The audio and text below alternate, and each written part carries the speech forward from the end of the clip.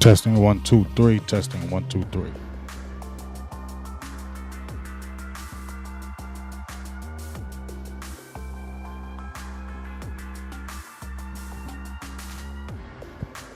Testing 1 2 3. What? Testing 1 2 3.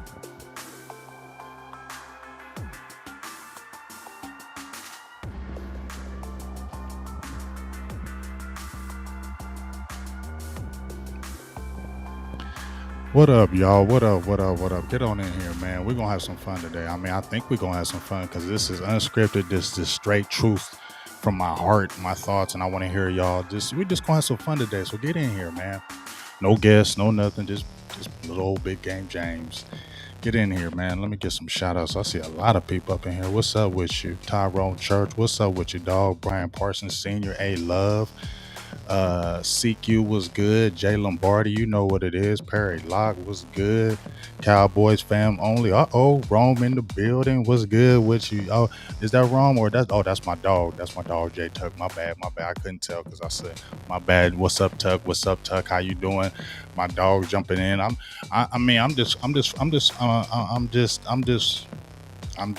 the top of the top rope. Just ain't, didn't have nothing special, nothing to break down, just from the heart, y'all, just from the heart. Just get on in the building, just from my heart. Just want to hear y'all. I'm gonna be listening to y'all. What's good? Get in here. Randy was good.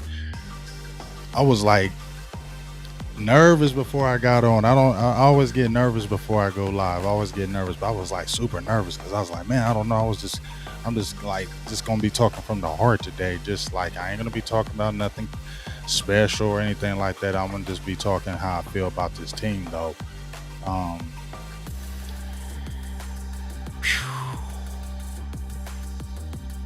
Man, I feel good about this team. I'm not gonna even sit there and say, all right, let me just tell you how I feel. Just listen to this right quick. Just listen to this right quick. So, like, I've been like a fan for like ever. Like, I'm almost 50. I'm 49 years old. So I came from the womb. My father, may he rest in peace, 10 years gone, 11 years gone now. But I mean, he was from the womb, you know what I mean? And just embedded them Cowboys in me. So I don't know nothing else. I could never like another team. It could never be anything else in my life. But was that crazy fan. I'm sure there was a lot crazier fans than me. I've seen it. But, everybody knows me, love my Cowboys. Like, anybody who knows me, anybody a little tiny bit knows me, they know one thing about me, Cowboys. You feel me? Like, they know I'm about them Cowboys. So, but once I really got into the media and really dived into it, not saying I'm anything like that, but my mind kind of switched up, and you look at your team from a different angle, like more of a analytical side. I was looking at it from always an analytical side, but more from my heart and I'll fight anybody or go at anybody, say anything about the Cowboys. But once you really get into the media, I went to school and just learned a lot of things.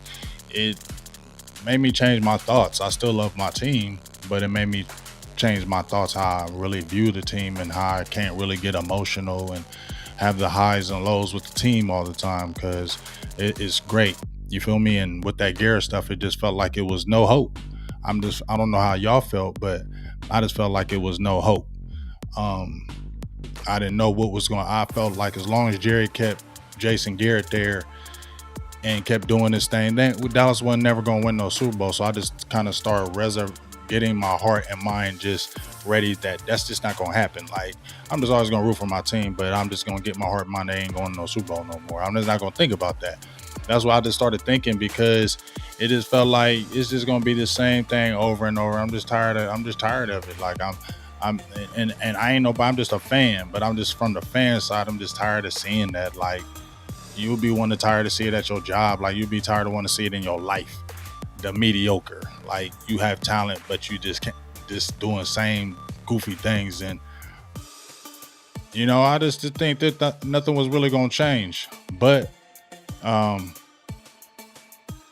I don't know. I never hated Garrett. Like I never knew him. I don't know this man as a person, so I never hate him from that aspect. But from a coaching aspect, I really just seriously disliked him on a coaching aspect. I just disliked him.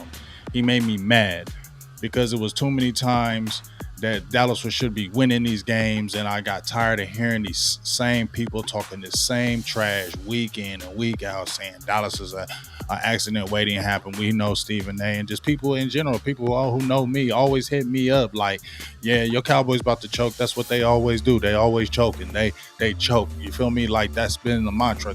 We choke. It don't matter how good we've been playing on the whole year. We're going to choke in the end. We're going to choke in a big game. And I felt it out of even the opposing people felt it. I felt it. You feel me? I felt like it was always Dallas was going to choke. Something was going to happen. Some fluky play. Dallas will be winning. The next thing you know, they'll come down and throw a bomb. It's just something was always happening, dog. And I just feel like it was that leadership. And when you have that type of thing going on, it's just you won't get over it unless just be removed. Like a cancerous cyst. I'm not saying he was a cyst, but you feel what I'm saying, y'all? Like it just wasn't working. So, my first guy was McCarthy, and I'm not like, ooh, McCarthy is the greatest thing in the world, but I wanted McCarthy. I did. I wanted McCarthy when it finally was going to happen. I wanted McCarthy because I didn't want to start with no rookie coach. I didn't want the Cowboys to start with some rookie coach taken for, and got to see if he's the coach that can and get these men to listen to him. I ain't trying to feel that, dog. Like I wasn't trying to feel that. Like get somebody in here who won a Super Bowl, won something. You need a veteran coach to come up in here and who won something, so at least this team can look at him and say, look, he won something. You feel me? What Jason Garrett won? He was a quarterback's coach, dog. Like you can like him all you want to, but he ain't won nothing. He was always choking. And yeah, I mean, look over at Giants. I told you, not hating on this man, but I said he ain't never gonna be another head coach. Who gonna take him as a head coach? Why? You feel me? Like, why would you do that? You're not gonna win. You're not gonna ever win. You're not gonna ever win a championship. So I wanted McCarthy, and yeah, he had the COVID season. It was a bad season, but you know what? That draft made me feel good. The talent made me feel good, and I just felt like, you know what? And then you have. What up, Quaj? It's just like, how many times you gonna have 14 people like on injury reserve? Like that just happened. Once you get an injury filled season like that and your top quarterback go back, that's just a season that's lost and you just already accept it. But people grew in it and I liked it. And I still liked how they did this draft. They've been drafting well.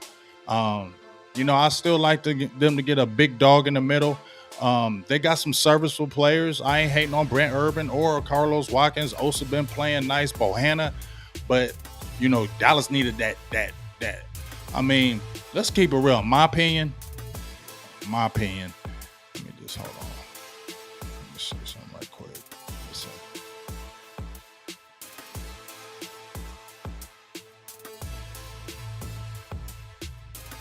Okay. Nah.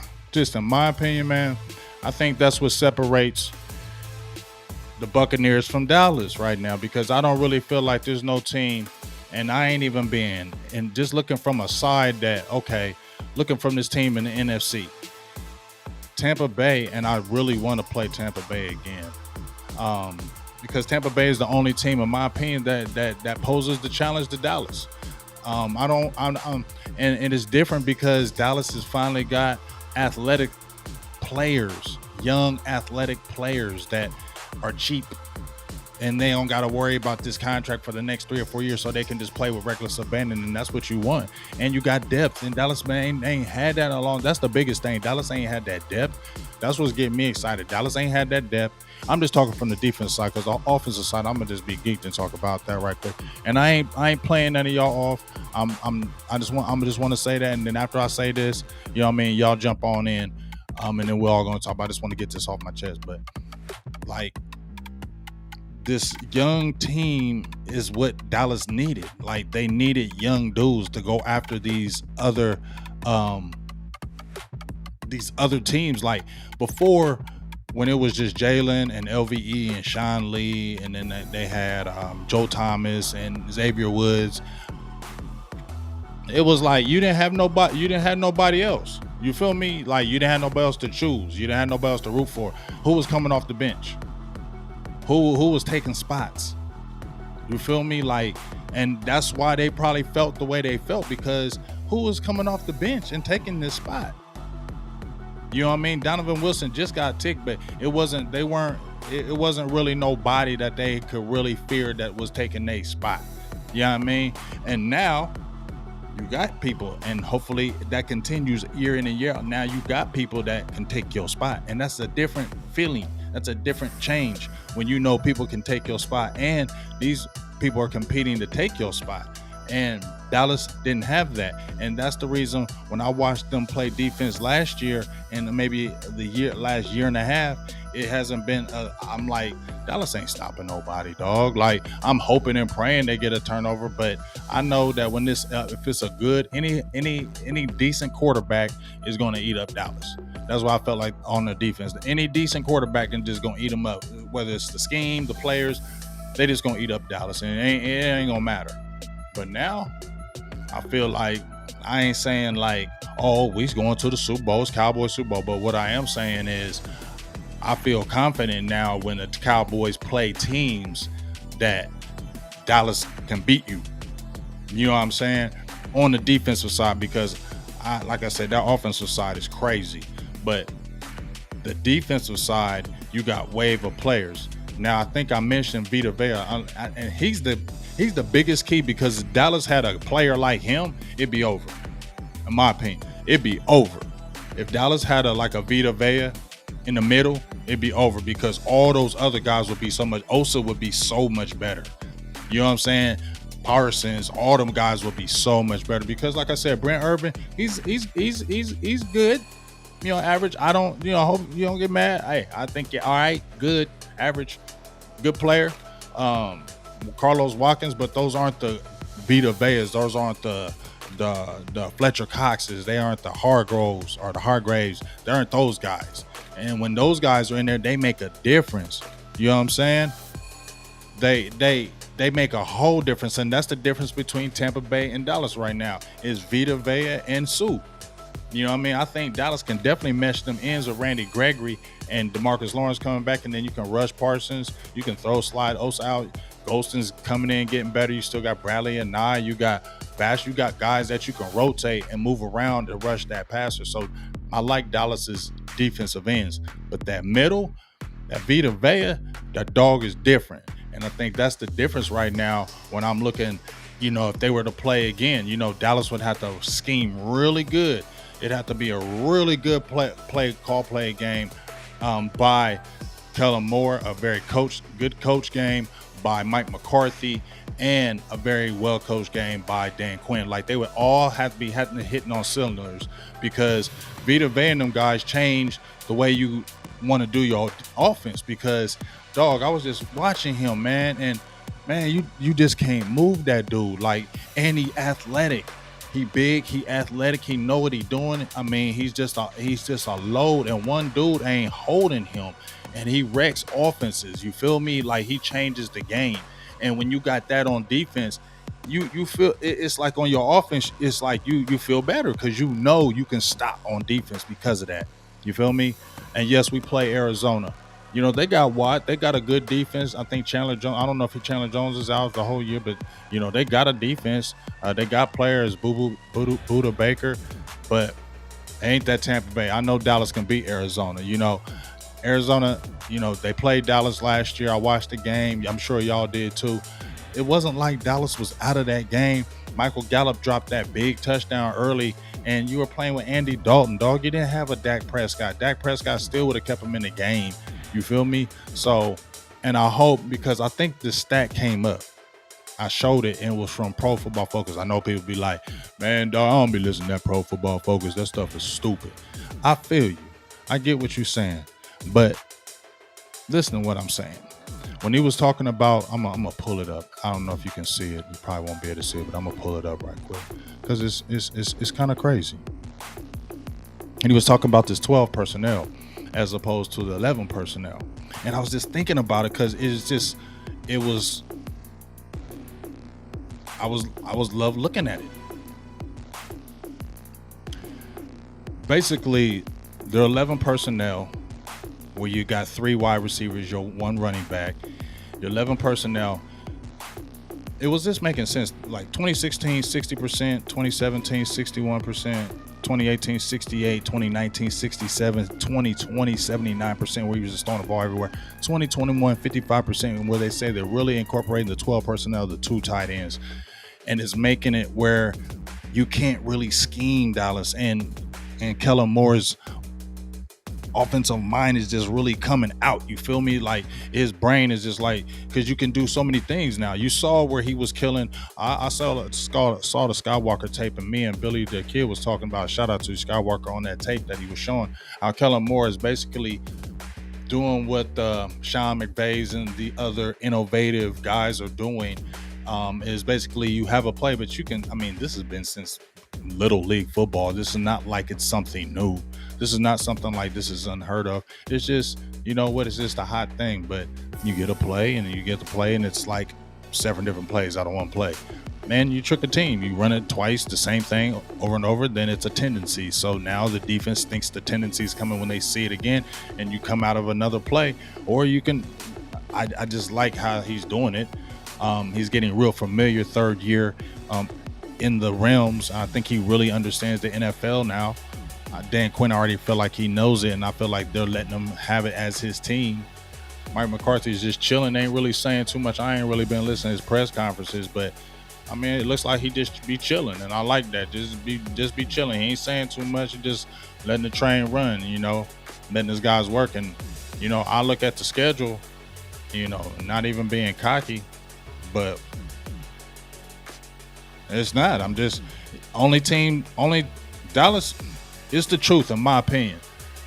If Dallas plays their game, if Dak Prescott and them play their game, and the Dallas gets playing opportunistic, which I think it will, getting after you, causing turnover, just getting after you because it's athletic in waves, I don't think there's teams that can beat Dallas. Just my opinion. Like, I'm not even being a hoo-ha fan right here. It's Dallas would be beating themselves because you can't beat the Vikings. Yes, you can. You can't beat the Broncos, Falcons. Even with the Chiefs, even when they were good, you still can beat them because you can match them offensively. You can match them. So it's not like they'll blow you out the water point-wise. You can take it right back down the field and score on them like it's nothing. You get what I'm saying? And now you got an opportunistic defense that can get stops, can get them off the field, because it happened in New England. That was like a turning point game to me. I said it on my Twitter that if the Cowboys, and Anthony Brown said it on their on the Sounds from the Sideline, he said it toward the end. He said, man, if we win through all these obstacles and all this stuff, I think we may have turned the corner.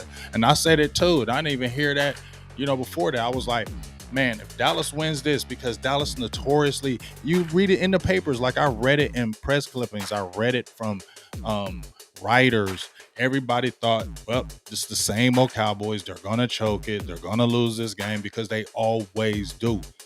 This, to me, was a turning point type game because, number one, you beat Philly. You should.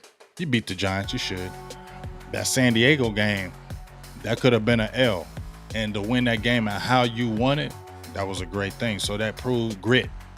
You get what I'm saying? You banged with the Buccaneers. First game of the year, new defensive coordinator. Dak hadn't played. So I'm really felt real good about that, and you really could have won it. So you don't feel bad about that. Now you're talking about you playing the Chiefs. You can beat them. And then the Broncos, like I said, the Patriots, you going into New England. I don't know when's the last time somebody can tell me right now. Somebody can tell me right now. I don't know if it's been 2003 or even longer since they beat the Patriots. That was the dragon to me, y'all. That was the dragon to me. They were the dragon. Tom Brady or not, Dallas had to beat them. Like, in my opinion, Dallas had to beat them for me to feel like Dallas was for real. And it didn't have to be the Patriots being 10-0, 5-0, 7-0. No, they always beat Dallas, and Belichick always gets past Dallas, and it just been a thorn in the side. So they had to win this game. For me, in my heart, to say this is real. Especially, I was saying it during the broadcast. If Dallas went through this, man, the interception, bounce off interception, if the drop touchdown by Cedric Wilson, the long touchdown after you get the interception, they come right back and score to take it all the way down. Dak Prescott, it's 3rd and 25, y'all. It's 3rd and 25. He completes a 24-yarder. They kick a 49-yard field goal. Dallas misses those, number one. Dallas doesn't get those first downs. It's an interception, incompletion, game over. That's what usually happens. I saw that 3rd and 25. I wasn't tripping. I was just wondering, is this really going to happen? Boom, they get 24 yards. Okay, this might be real. He kicks the field goal. Okay, this really might be real. That 4th and 4, y'all, that throw and that catch, Dallas don't get those. That's all. And even with everything went against them, they still came out and won it. They usually lose those. This is where it's saying it's different. This is where I'm saying it's different, because Dallas usually lose those. And when I'm looking at the schedule, if Dallas stays focused, I know I'm gonna be real. I'm gonna be real with y'all. I know about the DeMonte Casey thing. Please understand how I'm saying this. I'm not tripping. I'm not tripping off the Casey thing. And understand, I say don't look at me like, oh, that's messed up, see, blah, blah, blah. It's not how I'm saying it. Like, and I don't just excuse behavior. It's not where I'm coming from, but I'm coming from a real perspective. A lot of us drink and drive. I'm not excusing anything, but a lot of us do. I'm not excusing this behavior. It happened. It hasn't happened to players before, coaches, people, kids, a whole bunch of people. It's not like this is something new. Oh my God. You know what I'm saying? And Dallas got players. See, back in the day, if you had a KZ and Dallas ain't had nobody else, it's like, oh my God, KZ, oh my God. Man, see, man, you be mad, right? You be really mad. Man, oh my God. But see, Dallas got that depth. They went out, got that Malik Hooker. They went out, got the curse. They kept the Donovan Wilson. You feel me? So it's like, okay, well,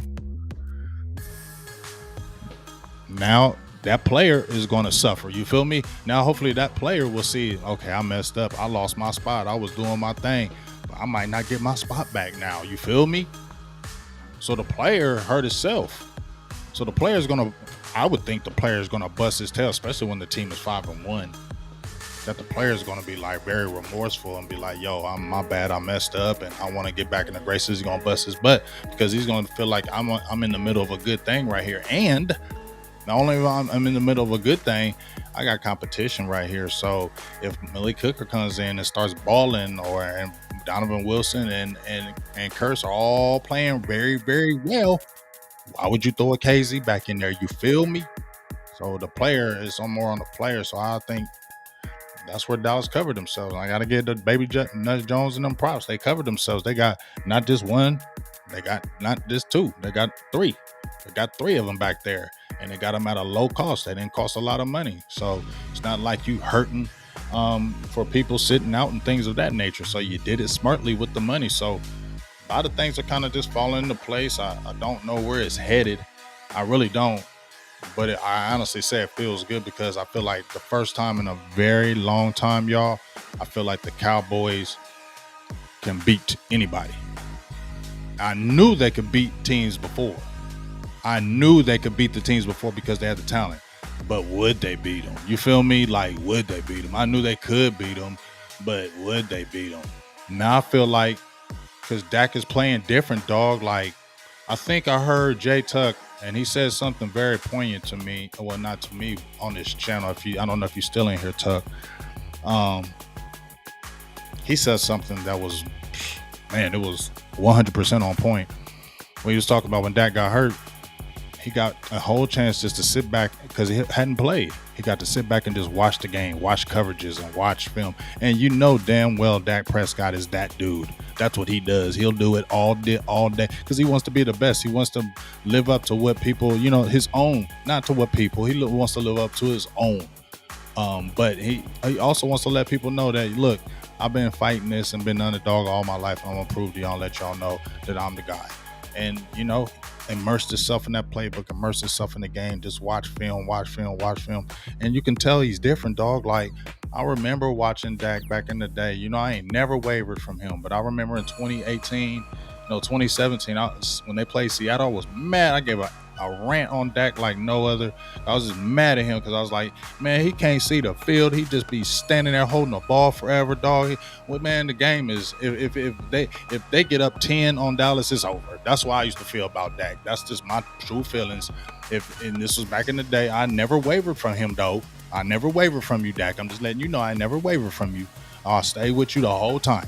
But there was a time where I was like, man, if they get up 7, if they get up 10, Dallas can't come back. It's over. Game over. Dallas can't, because Dak can't bring it. Even if he had some game-winning drives, I ain't saying it was luck, but I was like, oh, okay, that surprised me. You feel me? It was like surprising me when he was making the throw, or it was I didn't see that coming. That's why I felt. It's just how I felt. I loved him. I wanted him to get better because I could see the flaws too. And I knew a whole lot of people were hating on him. And I was like, come on, Dak, just keep on getting better. You know what I'm saying? And I mean, he did. And now just watching him, hold on 1 second. I'm sorry. And now just watching him, he's different. Like, he is different. Like, when you watch him, now, dog, it's a beautiful thing. Like, somebody said he was better than Romo. Like, I ain't no guru, okay? I ain't no guru. This is my opinion. Romo was a dog throwing that ball. He was. Like, Romo could throw some pretty ass throws. Like, I used to love watching Romo throw the ball. I came from, like, I love watching Romo throw the ball and what he could do. Like, he was exciting to watch. But when I watched Dak, and I don't know, man,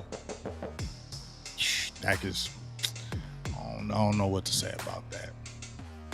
Because Dak is really good now. Like, he's always taking care of the ball. I think his highest year of interceptions was 11. That was like 2019, I believe. He always is taking care of the ball, like 130 or 40 touchdowns, only 40 interceptions. I mean, he's always taking care of the ball. 100-something touchdowns. I mean, the way he's reading defenses, I didn't see that before. Man, the way he's scanning that field, he just looks comfortable back there. Like, he don't look rushed no more. Like, he used to look rushed. Like, it used to be like, calm down, Dak. I used to feel, calm down, Dak. But now I just be like, he ain't rushed, dog. It's like it's slowed down. It's like he playing slowed down. Like, you can see him playing slowed down, like them greats. He playing like them greats. And I've seen a lot of great quarterbacks, because I mean, I've been watching football since the 70s intently. And I've seen a lot of great quarterbacks. I've seen the Marinos. I've seen the Elways. You know what I'm saying? I've seen Archie Manning. I've seen people that you ain't even talked to. I mean, Doug Williams. I've seen them guys. Jim Zorn. Like, I've seen dudes that were really nice. And to watch him mature and get to this level is just an exciting thing, because now I feel like he's the reason why Dallas can walk up into any team now and beat you, because Dallas got the quarterback now. That he can beat you. So we can go in any building and beat you because of a quarterback. Because I know there's certain teams that quarterback can just put the team on the back and win a few 2 or 3 games, or just carry them for the next 5-6 games of the season. We've seen it before, and Dak can do that. And got the weapons. Everybody stay healthy, dog. This ain't even hyping it. You got Michael Gallup coming back. You already seen Cedric Wilson turning up. Noah Brown just Noah Brown is Noah Brown. You feel me? Them is your fifth and fourth and fifths. You feel me? And they nice. What nice fourth receiver you got, fourth and fifth receiver that you got like Dallas? I ain't hating. Let me go through the books. I'm not looking at the books right now. I'm sure some people can jump in the feed from the opposite teams and say something, but Dallas got a pretty dang good fourth and fifth receiver, dog. And your number two, because that daggone CeeDee Lamb.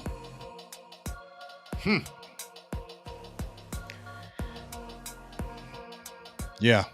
So it's Dalton Schultz. But I've been talking. Let me hear what y'all got to say. You know what I'm saying? I've been seeing some, give me some questions. Like I said, I don't know everything, but give me some questions, y'all. Somebody said Connor Williams is the weakest link. I don't know, because, he's not having a bad year. He's only giving up 1 sack. He does have 9 penalties. But he's only giving up like 9 total hurries. 9 total pressures. I think like 5 hurries and 4 pressures, I believe. Giving up only 1 sack. And he had like, how many penalties he had? 4 or 5 in this last game. So that was probably the big thing. But I know the holding penalties, and I be hating on Connor Williams too. I be hating on that guy. I be hating on him straight up. But he's not bad. Not a bad player. You can't put him on the bench. As much as I've been wanting to put him on the bench, you can't put him on the bench. He's a good player. Not a great player by any means, but he's definitely a serviceable guard. Like, he's not getting killed every game. Like, Dallas isn't. They're 5-1. Is it Connor Williams? They're averaging over 172 yards a game. That probably dropped a little bit, maybe, because this last game. But they were second in the league in rushing. If Connor Williams is so trash, how are they second in the league in rushing? You feel me? And they have runs coming off him, and he's played stout. So can't just dog him like that. Do he be tripping at times? Yeah. But they all do. You know what I mean? Like, Beatis was tripping. Beatis was really tripping, getting overpowered, getting all them pressures and penalties, and he was getting done up too. But he steadied himself, and now he's playing better football. So I like to see Connor McGovern get in there too. But shoot, it is what it is. We'll see. We'll see about who's gonna be that starting left guard. Yeah, let me get Lamont's question up here. Hey ho! Shout out to my dog Lamont for the $4.99 holla donation. But Lamont says, James, man, wait till we get a healthy D-Law back. But the way our defense is playing, Neville, Gallimore, we fitting to F up some QBs. I feel you. Now, this is what I'm gonna say about that. What's up, Boo Thang? But this is what I'm gonna say about that. I need to get some water. I'm sorry. This is what I'm gonna say about that.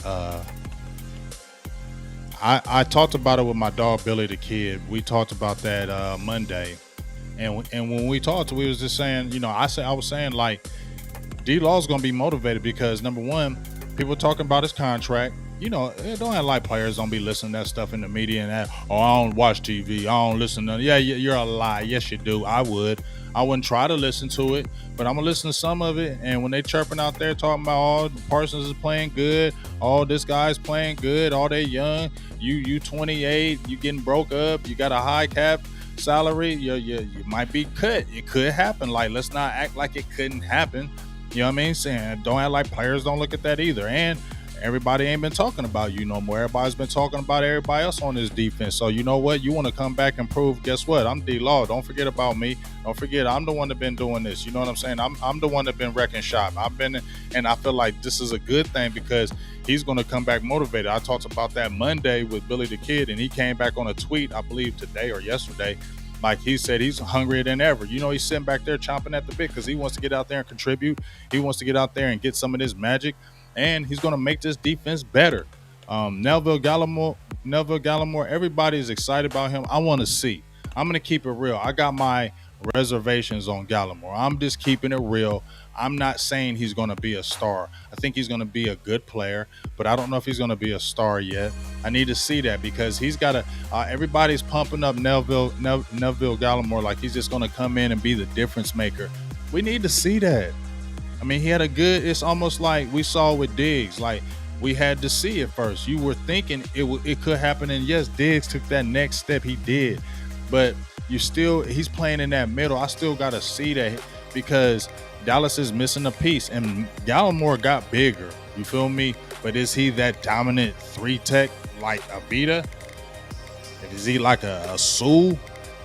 We got to see that first. You know what I'm saying? So I'm hoping he can come in and do that. You feel me? That's just me. I'm not throwing hate or nothing. I'm hoping he can come in and do that.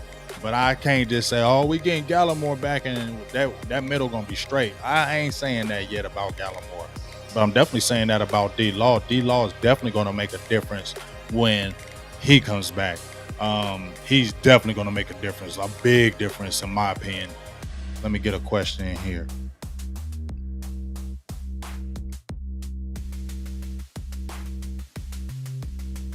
This is from Devon, if I'm saying it right, Stelling. Said, do you think Parsons should play on the line and rush the passer more than middle linebacker? I feel like he was causing more chaos playing DN than he has his middle linebacker. I mean, I said that. You know, I made a tweet about that on my Twitter. Shout out, go check me out on Big Game James, my Twitter, if you'd like to go follow me. I said that too, big dog. Like, that's what I felt like. He's a weapon. Like I said, I ain't saying he's like Lawrence Taylor, but use him like Lawrence Taylor. You feel me? Like, use him like, because when I watched Lawrence Taylor, the Giants, you moved him everywhere. Belichick was coaching that defense, so you know Belichick had that mind, and Parcells, but move him around like everywhere. You know what I'm saying? I like him at DN too, yo. I feel like he had more of an impact, you know, as far as the game. He had more impact on the game because he's just a natural pass rusher. I mean, he was a defensive end. He played running back, but he's a defensive end. That's what he was. They converted him to a linebacker, but he can play the linebacker too. He's just a gifted player. He's just different. But, man, I like seeing him rush that passer. I feel you, like, hopefully that, you know, they keep on moving him around and figure out ways to get mismatches with him because they definitely got to get him after the quarterback because, my gosh, his closing speed is ridiculous. Appreciate you, Joe Tranchino.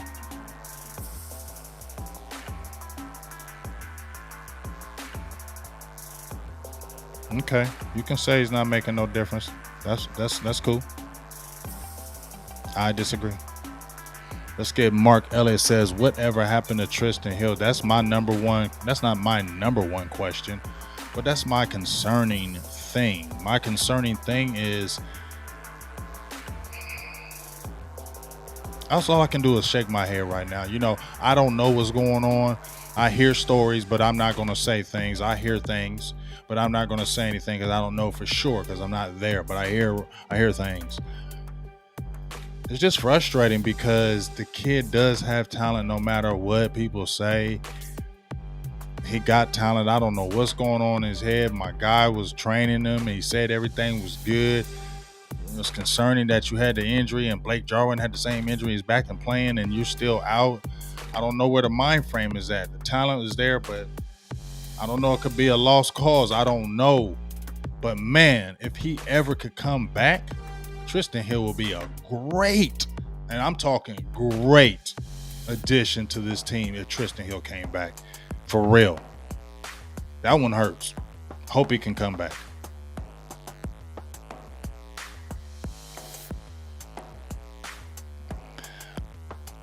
Prince Jackson says Malik looks a little lost out there. I will say that's not his forte. I mean, Mac Jones hit him for, I think, 3 for 3 completion percentage against him, and he's not good in coverage right now.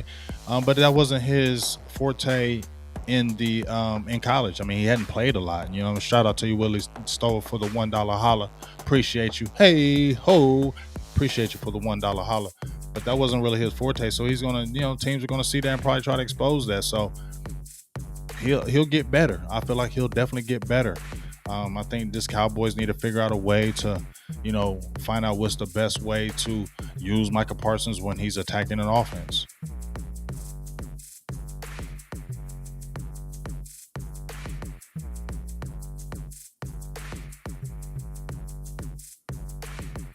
Let's see.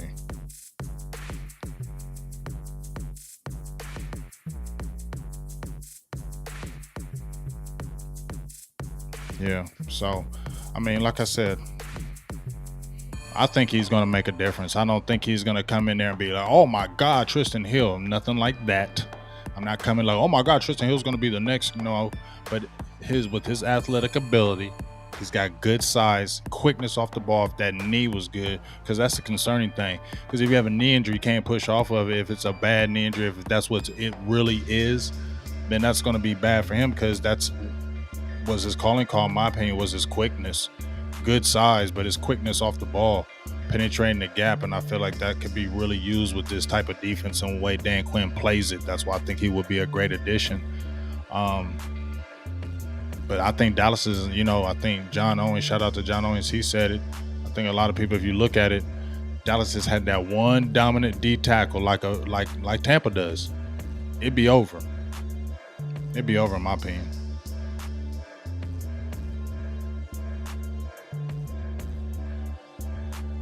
I think Special K asked what happened with Kenny. I believe he had a concussion. So this will be perfect time for him to sit and rest. I believe he had a concussion. We'll see. You know what I mean? I don't know. Hey, we all busy. You feel me? Like, I'm hella busy right now. I'm getting ready to start some broadcasting with some basketball. Law's doing things, and he's got a lot of sponsors going on. Family life, you feel me? You see what Sky is doing over there at A to Z Sports over there, killing it over there. It's just hard, you know what I'm saying? So it had to be, one of the things where, we can just all really coordinate schedules, you feel me? Because a lot of, I work all the time and I'm doing this, and I got other ventures I'm going and doing too that I don't tell people about. So this is real hard right now. So we'll see. But salute to those guys doing their thing and killing it the way they do. Big time salutes. Big time salutes.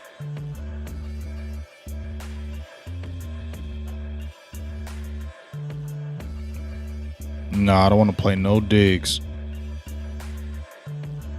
I don't want no Diggs at receiver, situational or nothing. He don't need to do it. There's no reason to get tricky with that. There's no reason to get funky with that. Just leave it the way that is, and let him just continue to dominate on that side of the ball. I said it like I ain't gonna ballyhoo this Trevon Diggs thing. I ain't gonna say I was the guy that called him or nothing like that. I ain't gonna say that.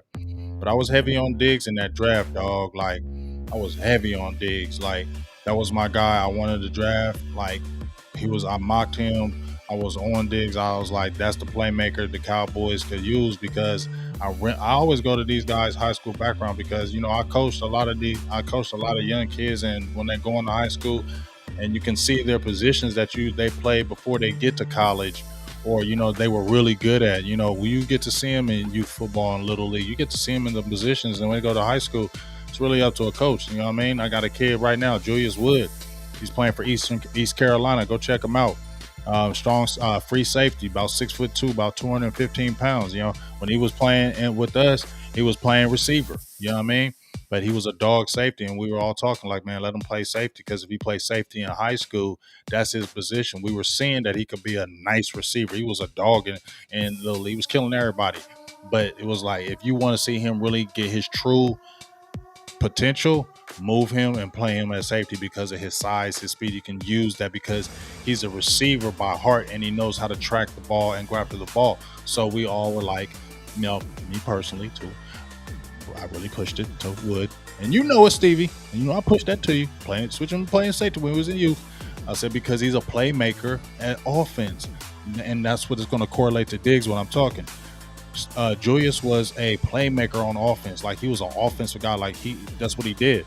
So it's only natural if you switch him to play safety, he's going to be a ball hog. He's got the whole field he can scan. Now, Trevon's playing corner.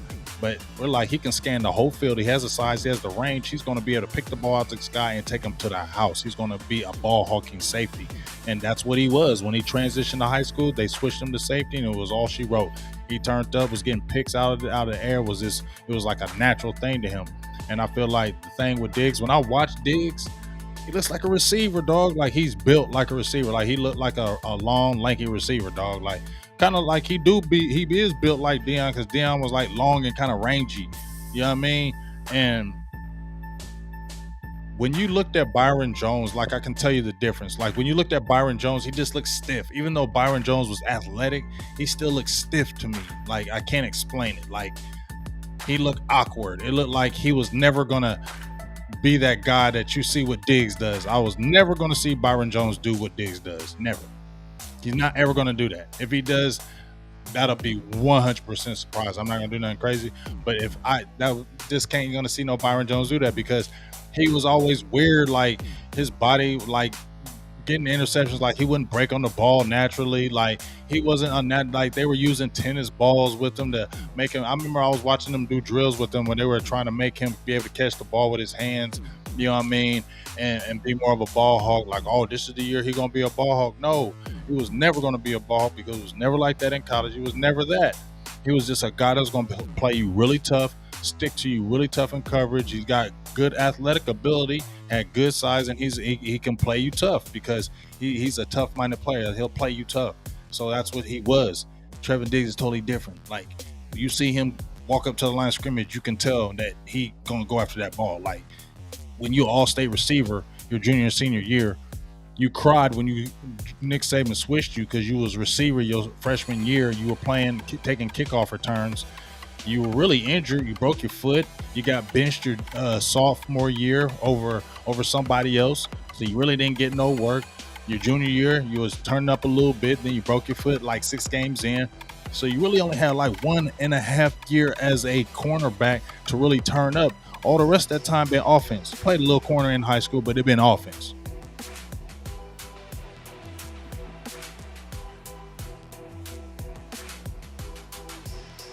We got another holla. Who is this right here? RNE 20101102. You sound like a prison thing. I'm not being funny, but that's just what it sounds like when I'm repeating. Or you sound like a robot. Not hating, but appreciate for the $4.99 holla. Appreciate you. Hey ho! It's a $4.99 holla. Donation. You remember who started over here? Big Game James. Anyway, best way to use Parsons is to develop the areas where he can be exploited, improve linebacker instincts, but improve his overall game. I totally agree with that. I think it's on the fly with him, because they don't know what they can do. You know, because he can do so many things. It's hard to where you gonna put him. So I think this is a good time. They got to buy. They can sit back and look at the defense. I'm sure they are, and they're talking about things they can cook up. And with D-Law coming back soon, Gallimore coming back soon, Kelvin Joseph, he'll be back against Minnesota. That'll be something nice. And I've seen people talking about AB. I can't hate on you, AB, right now. I was hating on you with the potato chip, all that, dog. Playing some decent football. Yes, he ain't gonna be stopping nobody. AB gonna still get cooked. AB still gonna get passes caught on him. AB is fighting more. I'm gonna give it to him. AB is fighting more. I see more of a fighting spirit with him. I didn't see that before. I didn't in my opinion, not just me, just my opinion, I didn't see him fight like that. And I feel like he is fighting this year. He's got 2 picks, 1 return for a touchdown, just like Diggs. I mean, he's playing steady. Like I said, AB is what he is. He's not going to, AB is the next guy. No, he's not. But guess what? He's playing good within this system. What up, T-Smooth? He's playing good within this system and what they need to do. And I'm anxious to see what Kelvin Joseph is going to do when he gets in there. You know what I mean? Because, like I said, Trevon Diggs is that guy, is your playmaker. Kelvin Joseph is not your playmaker to me. He is your bully guy to me. I feel like Kelvin Joseph is going to be the bully corner. You know what I mean? Like, that's why I was talking about if they got J.C. Horn. J.C. Horn was going to be the bully guy, and Diggs is going to be the playmaker. That's why I wanted it, because Diggs has that more kind of surreal kind of. He don't talk a lot, you know what I'm saying? He'll talk, but he ain't all talking crazy or whatever. He's real. He has that more even kill demeanor. So but he has that number one doggish skill set. You bring in the Kelvin Joseph. Kelvin Joseph, he all on Twitter, and I'm not hating on him being on Twitter, but he's a guy that's gonna be talkative. I think he's a guy that I feel like he kind of hood to me. You know what I mean? I feel like he's the type of dude that, if a receiver's in his face talking trash, I don't see Kelvin Joseph being the guy that's going to be walking away, backing down. I feel like Kelvin Joseph is going to be all up in his face and getting, playing bully ball. I think we can play bully ball with Kelvin Joseph. Kelvin Joseph, we can play bully ball with him. So I really want to see him get acclimated. Your playmaker is going to be Diggs. Your bully is going to be Joseph. And then you can sprinkle in your AB and your Jordan Lewises and your Kennedys and your Curses and Paisley's and Hookers and Wilsons and all kind of stuff. That's a beautiful thing when you can mention all them people. But to me, Kelvin Joseph is going to be that bully corner, that corner that's going to be the talk to trash corner, the corner that's going to be all in your face corner. And I like that. I think he's going to bring that to the table, and I'm going to be excited what he's going to be doing. Hold on one second.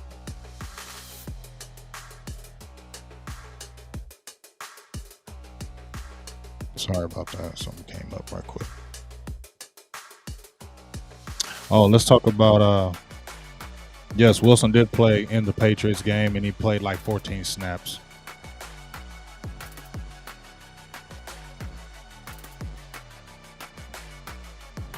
Yeah, he played like 14 snaps.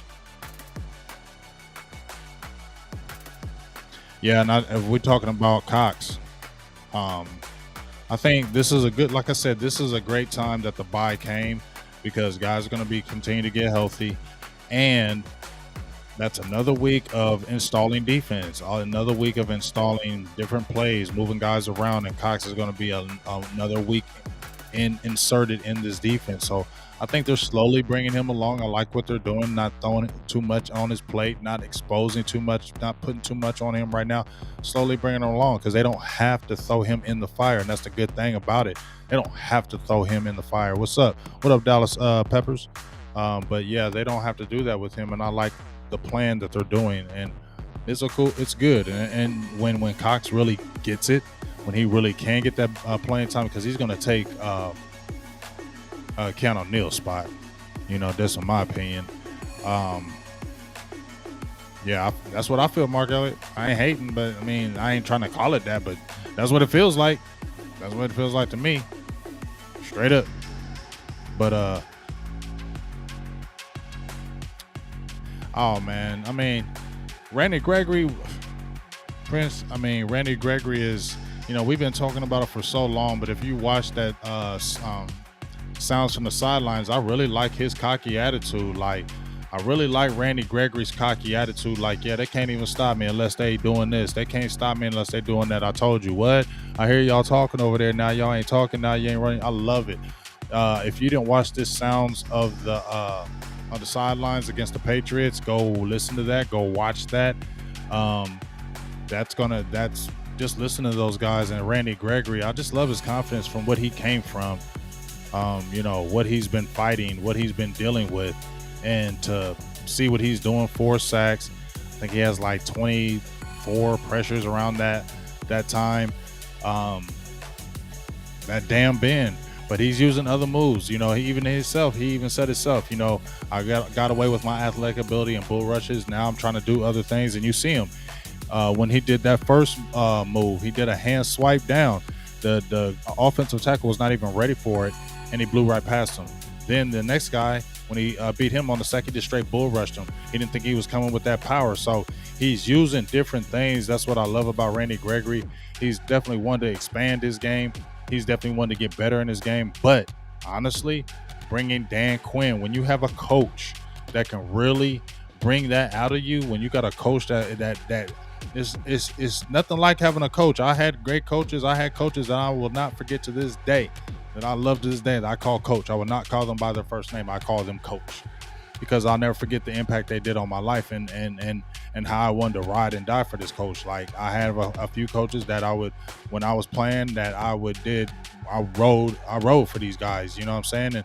And I feel like Dan Quinn is bringing that type of attitude for where these guys want to play for him like that. And when guys want to play for you like that, it's different, man. When they really, and it's not just they doing it for the camera and they doing it for the show or their family, and they really doing it because they really want to ride for you. That's when, and they got the talent. It's different when players want to ride for you and they ain't got the talent. It's a big difference. But they got the talent to do it, and that's what's the difference. So that's why I'm excited, man. Yeah, I don't think they re-signed Gallup though. Not in my opinion.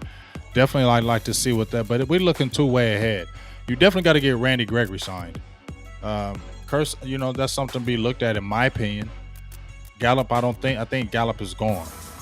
This is my opinion, because when you see a team, and I'm not saying Cedric Wilson is better than Michael Gallup, but what I'm saying is when you see a team still humming in all cylinders and not missing a beat when Gallup goes out, and he's going to be a great addition when he comes back, and you got other guys, and you can still draft, and you still got Fehoko coming up in the thing, he's going to want some money. He's going to want to get paid. He's not going to want to take a hometown discount. He's going to want to love Dallas, but he's going to want to get paid too. These guys don't have but so long to play in the NFL, and they got to get paid while they can. It's just the truth.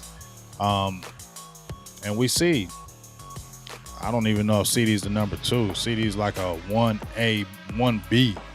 CD's a 1B. He's not really a 2. He's a 1B because he damn sure could be a 1 on the other teams. So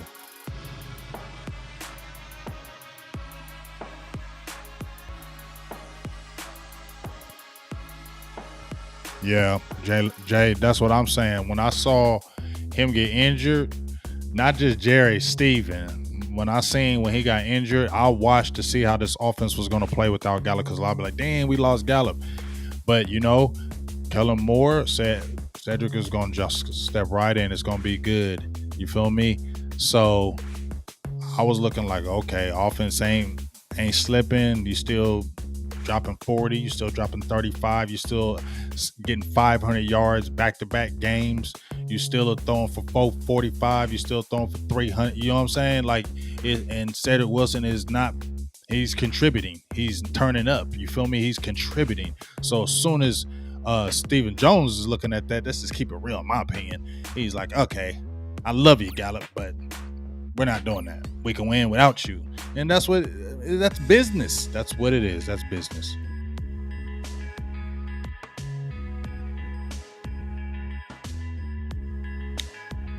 Greg McNeil, shout out to you for the $4.99 holla. Hey ho, it's a $4.99 holla. Donation. Really appreciate you with the $4.99 holla. Says, sorry, BGJ. Oh, okay, I got you. Says, fan of the room, Stones. My point is, what Parsons is continue to develop. Otherwise, Dallas needs another Dominic one tech. Yeah, I think they see that, and I think they know that. Dan Quinn has always had a big one tech. And I think, Bohanna's a rookie. Bohanna is still learning. We still got to find out what Bohanna is. You feel me? He's still learning. He's still learning the ropes. But Bohanna has that size. I mean, what's so crazy is when you look at Bohanna, he don't look like he like 340. He don't look like he that big. You know what I mean? He don't look 330, 340. He don't look that big. But he is that big. So, he's young. So them guys take a little bit of time. And everybody ain't going to have no Vita Vea, but yeah, let's give this Bohanna kid some time.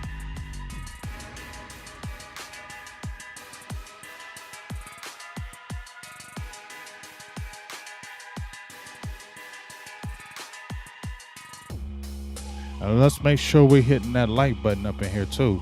We almost at 100. Let's get them likes up in here, man. Like I said, I'm just, I'm ready to play Minnesota. I don't know about y'all, but it's like been a while since I was like really anticipating to play a team because I want to see what the Cowboys are gonna do now. You know what I mean? Like, I don't know about y'all. That's where I feel. Turn this light off. That's just the way I feel now. I feel like Okay, what are the Cowboys gonna do? What's Dak gonna do? You know what I'm saying? What's Schultz gonna do? What Blake Jarwin gonna do? What's Zeke gonna do? What Tony Pollard gonna do? Like what Dallas gonna do now because they can't stop Dallas. When the last 2 games, Dallas has punted twice. Twice, y'all. They punted one time against New England, one time against the Giants. They punted a whole twice, I believe. Go check that on for me. But I believe they only punted twice in 2 games. That means that offense is cooking. You didn't see that Giants defense stop Dallas at all. You didn't see the Chargers stop Dallas. You didn't see Tampa really set the run. Dallas was throwing all, Dak was throwing all on them. Philly, they punted, wore them down. You know what I'm saying? Like, and you can't sit there and say, "Oh, dare Dak to beat us." You feel me? You know what I'm saying? Now, yeah, I love it so much because remember, I wanted all them haters that they used to be all up in the feed talking all this trash about what Dak can't do, Dak can't do this, Dak can't do that. I don't hear that same energy no more, and I love it. I don't hear that energy no more. What Dak can't do. You know what I'm saying? All them, hey, first it was he can't carry a team, he can't throw it, he can't do this, he can't do that. Yeah, I thought some things, but I thought he could eventually. They were throwing him away. Dak trash. He don't need to get no money. He go draft somebody. Everybody wanted to draft somebody. Get Trevor Lawrence. Everybody go get Trevor Lawrence. Y'all sound dumb as hell that was saying that. Y'all some uneducated people that say those kind of crazy things. You know what I'm saying? Y'all some uneducated people talking crazy like that. Go get some Trevor Lawrence. Talking about Andy Dalton better than Dak Prescott. Y'all crazy. Y'all. That's like I said, y'all, that's your own fan base saying that? That's terrible. Your own fan base saying that, man? This dude's getting like almost 5,000 yards and y'all still hating? Oh, but he ain't beat nobody. Your own team, own fan base. He ain't beat nobody, though. Your own fan base saying that? Was it his fault? Do he play all the positions? You know what I'm saying? Do he play every position on the field? Is he the defensive line? Is he the linebackers that was missing plays and keys and running into wrong people and the cornerbacks giving up big plays and safeties, big plays after big play after big play? I ain't saying he was perfect. I definitely ain't saying he was perfect, but he was playing damn good. And he got better and better each year. And now you ain't even thinking about Dak. You ain't even saying that. What up, Lord Nova? Now you ain't even saying nothing about Dak. Now you ain't. Oh, but Dak, but he ain't. But now he beating him now. He been beating him really. What you got saying about he beat him in a walk off? Oh, Dak can't win it at the end. What walk off? Walk off touchdown. Walk off touchdown. Oh, Dak just be getting. Oh, what about all them other quarterbacks? They'll be getting their heads beaten and they down 20, 30 points. When Pat Mahomes down 20 points and he got to throw it 30 times in the game. How come his stuff ain't garbage? Oh, Deshaun Watson, he better than Dak. He waved. Man, he ain't better than no damn Dak Prescott, dog. He ain't been better. And we see who. I ain't hating on Deshaun. He got a world of talent, but Dak ain't been putting himself in them positions, though. That's another thing. Okay, Deshaun, he got some talent. Deshaun was nice, and I ain't bashing Deshaun. I'm just proving the point. Deshaun was nice on that field, too. I ain't hating, but Dak is just as good, in my opinion. Didn't have that athletic ability, didn't have that natural throwing ability that Watson. I can agree with that. But I felt like Dak was every bit as good because he was that leader, and I felt like that's what Deshaun didn't have. I felt like I just felt like that's what Dak could do. And, he could bang with him, and he did bang with him. But now you seeing, dog, he ain't he on and off the field. It's not just playing quarterback on the field. It's not just playing quarterback on the field. It's off the field, too. And with all the adversity, shout out to you, Dallas Pepper, for the Cash App, the $8 holla. Appreciate you. Hey, ho. But for all the adversity that Dak Prescott has gone through with his mother and his brother, fighting back and forth with his contract, having an ankle injury, playing like this, what? I'm glad. I love it. You know what I'm saying? Man, that's not even a question, big dog. Maya says, is it Maya?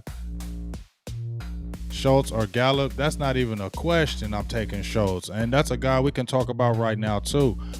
Shout out to Foots the King, because I'm always say his name because he beat the horse. You can play this, replay it. I don't give a hell. Foots be beating the damn horse about Schultz. But hey, you was right. You was right. I give you your props. You was right about Schultz. I never thought Schultz was going to be a bad player, but you were saying he was superstar. You was right. He's trending that way, and he's athletic. He catches the ball. Second leading receiver on the team. Make plays. Is that go-to guy underneath. He ain't going to Blake Jarwin. You know what I'm saying? He ain't going to Blake Jarwin. He going to Dalton Schultz. So, shout out for that call, because Dalton Schultz has. And what's so funny, when I looked at his 2019 season, he caught like 3 catches his 2019 season. He saw potential out of Stanford, but then I realized who was back in 2019 and why he only got 3 catches. You know what I'm saying? Why he got only 3 catches. It was somebody that came back in 2019 and was cock blocking. Sorry, I didn't mean to say it like that, but it was. Stunting gross. But maybe Dalton Schultz says, hey, I learned a lot from Witten in that time I was behind him. And maybe he did. Because he does. I think he probably taught you something, but I still think he's stunting growth. But guess what? He came out of it and look how he's doing now. So that 12 personnel is banging, and Dalton Schultz has looked mighty good, and it's a good thing when you got 2 guys that can kill you. Jarwin's got that sneaky athletic ability, and so does Schultz. They sneaky. I said Dalton Schultz is Witten-ish, but they got some sneaky game. They got sneaky athletic ability, and they sneaky.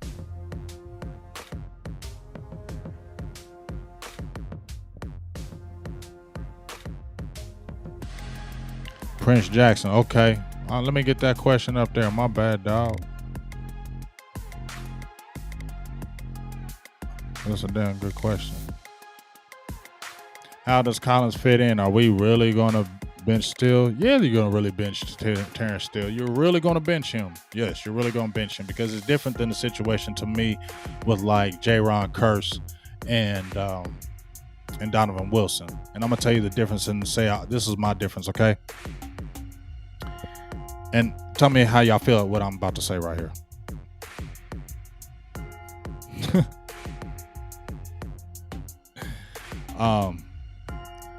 So I'm like, Terrence Steele is undrafted. Terrence Steele just started playing good. He didn't play good in the preseason, but he just now turned up. And now, because a lot of us was down in that Chargers game, but he stepped up and he was like, okay, but he played continuously good.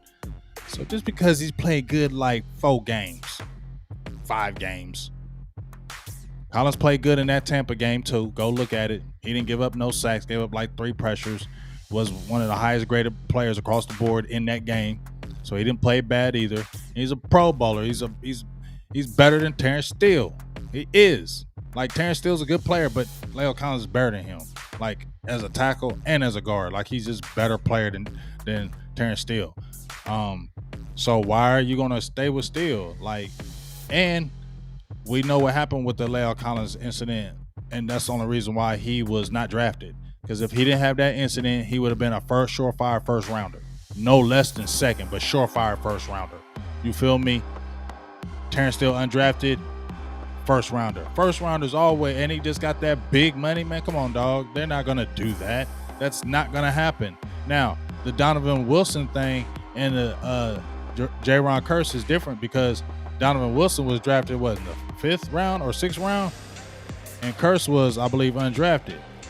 And Donovan Wilson just now started playing good, and there was no loyalties to Donovan Wilson because you weren't a first rounder. So he still has to prove. So you can see, okay, you can switch out a Curse with a Donovan Wilson still. You can match them guys, because neither one of them were high picks. When you're a high pick, you get more privilege. And Collins is just a better player to me. So it's a luxury to have a Terrence Steele right now, because it's not like Collins plays trashy and is terrible and all of a sudden no good now, and now all of a sudden Terrence Steele's better than him. No, go back to Collins. and let Collins do this thing because he was playing good before and he likes the position. And I'm telling you right now, in my opinion, he's going to probably be hungry. He was begging to get back because he was, and I think somebody brought that up, that he was begging to get back, trying to get back and get back on the field and using his lawyer to go against them. Because he probably was looking at Terrence Steele. Somebody said this. I don't know who was, somebody on the show that, he looking at Terrence Steele turning up, and he like, I want my spot back. So guess what? You know what? I need to get back on that field. So, you know what I mean? So I think he's really itching to get back, and I think he wants to get back to let him know that y'all ain't forgot about me. Terrence Steele, yeah, he playing good, but Leo Collins, this is my spot. So it's a good thing. Because this is what you want. You wanted Terrence Steele to play good because that lights a fire under Leo Collins. You feel me? That competition always lights fires under these players. You know, you'll chill a little bit when you know you ain't got somebody behind you, dog. You know, and I feel like that's what happened maybe this past season. You didn't in 2020, you thought COVID and ain't nobody taking my spot. So you maybe don't go as hard. It's the truth. But now you got somebody who's playing good and got size, and they're like, everybody talking Terrence Steele. Now you like, okay, well, let me hurry up and get back because I ain't trying to hear all that. It's real. Them players ain't robots. They human beings. He trying to get back on that field, so ain't nobody trying to take his spot.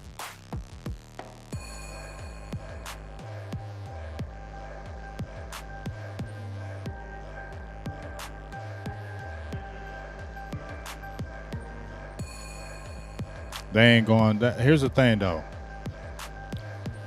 From what I hear, I don't know if it's true. They said Leo Collins likes playing tackle. If that man really likes playing tackle, don't want to play nowhere else, they're not going to move him there. Just like you've seen, he's got a little bit of clout now, obviously, with this team. I think he does. Maybe. I think he does. Just like Zach Martin got clout. Because Zach Martin said, I'm not playing right tackle. You better get Terrence Steele out there to step up and step his game up. I'll play it if it's absolutely all of them hurt. That's the only time I'm playing. That's what Zach Martin said. The only time I'm playing right tackle, everybody hurt. Then I'll play it out of necessity. I'm not playing it. And I feel like Leo Collins like, hey, if I like right tackle, why am I going to go to left guard? I want to play right tackle, and that's where I want to stay. And if he wants to stay there and he's playing at a high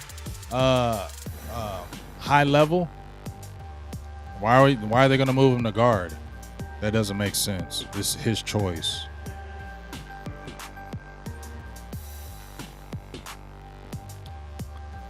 But yeah, I think I'm gonna head up off of here now. I think I got everything off my chest. Just ready for this Minnesota game, man. Drop the video. Go check out that video, y'all.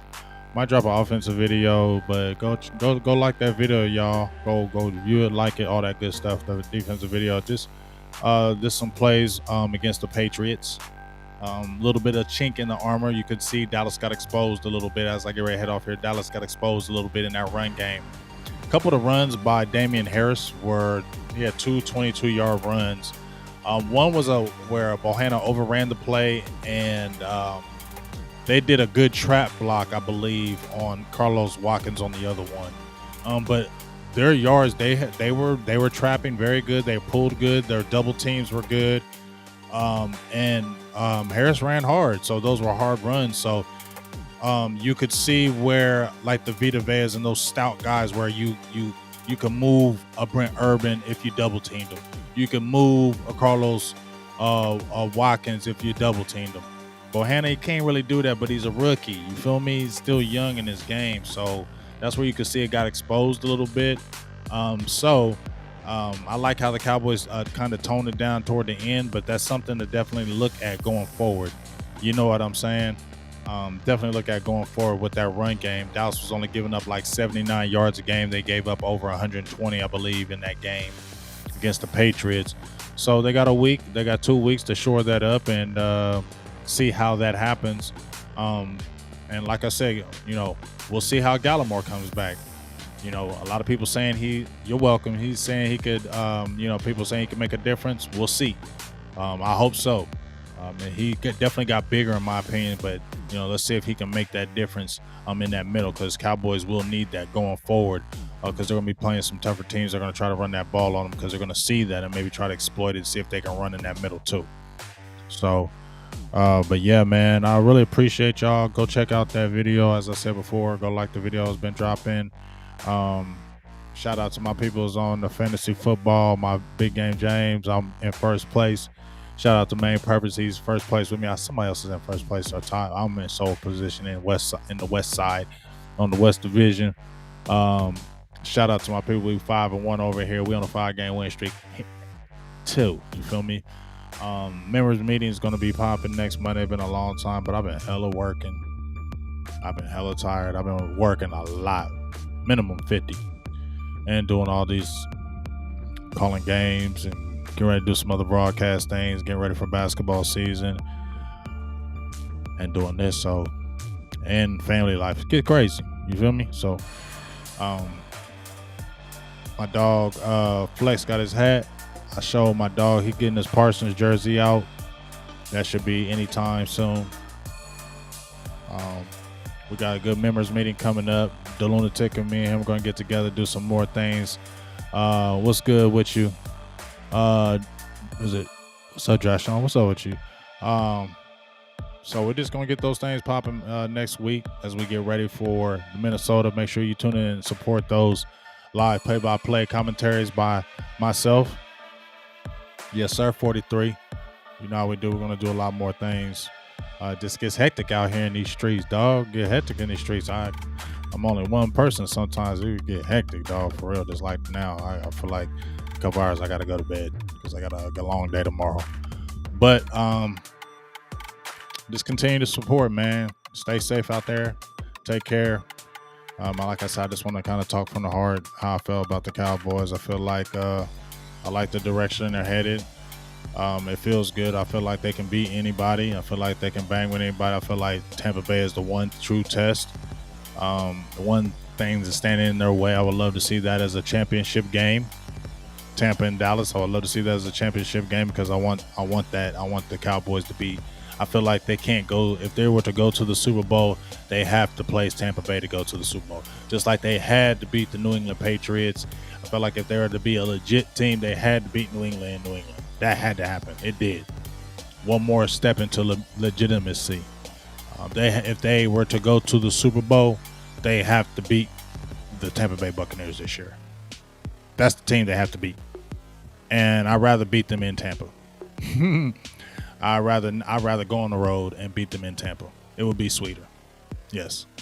So if there was Dallas would play an NFC Championship game against Tampa because I feel like that's who they have to play, I'm cool with it being in Tampa. It don't have to be in Dallas. I feel like that's the added pressure, the extra stuff. I don't want that. I'd rather them go straight up there where everybody thinking Tampa's going to win. Tom Brady's going to get his 8th Super Bowl, going to his 10th, 12th, 15th Super Bowl. Tom Brady this, Tom Brady that. Everybody going to be talking about this and that, and it's going to be maybe the upset of not really the upset of the year, but maybe an upset. Who knows, man? Maybe I'm speaking something to an existence. That'd be a dope thing. I didn't think the Cowboys could go to another Super Bowl under Jerry. I definitely have said it. So I won't run away from it. But I said one of the reasons why were two reasons why I said that wouldn't happen. As long as he kept Garrett, never was going to win anything. And Romo. I liked Romo, but I never think Dallas was going to win Romo. And then Jimmy Johnson in the Ring of Honor. As long as Jimmy Johnson was never in that Ring of Honor, Dallas definitely was never winning another Super Bowl. That was not happening because Jimmy helped win that and helped build that. And you got to give him his props. No matter if y'all differences or not, you got to give him his props. So we heard him at the Hall of Fame game. We don't know. I know Jerry's getting older. I know he's like, time is running out, so maybe that's more of a change of heart. For real. But I think it could happen. For real. Because it's different. So we'll see, man. I'm out of here. Appreciate everybody that tuned in the building. Appreciate everybody who was on Facebook. Appreciate everybody who was on the tube. Had a nice little crowd today. I really appreciate all the support that y'all give to Big Game James and what we're doing over here with the Dallas Cowboys. Continue to support the page. You know, I don't want to keep on spotting the mumbo jumbo. I'm going to be doing this. I'm going to be doing that. I don't want to just sit there and try to lie to y'all about this and that. You know what I mean? But I got a lot of ideas that I want to do. I do have a lot of ideas, but it's just one day at a time. So that's why I'm gonna just say I got a lot of ideas I want to put together, but it's one day at a time. So that's what I'll just say. I got things in my brain that I think are really bang, really enhance. But like I said, it's one day at a time. So just continue to support, continue to hit that subscribe button. Tell your friends, tell your friends, tell your foes, tell anybody, tell your brother, tell your sister, tell your cousin, tell all of them. All that big game, and go give them some love over here, man. We're trying to grind and continue to grow and get bigger and stronger. So appreciate y'all. 024, definitely in the building. Definitely in the building, 024. Y'all know what it is. And how about them Cowboys, man? And I'll be talking to y'all soon. Big Game James, I'm out. Peace.